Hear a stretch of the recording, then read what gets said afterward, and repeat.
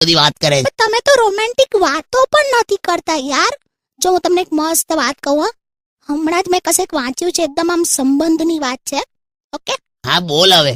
એકવાર છે ને આમ સમોસું આવે ને સમોસું, એ બટાકાને એવું કે જ્યારે હું આમ ગરમ તેલમાં તળું છું ને તો હું તને એમ ઢાંકી લઉં છું, જેથી તું દાજી ના જાય, કેમ કે હું તને પ્રેમ કરું છું.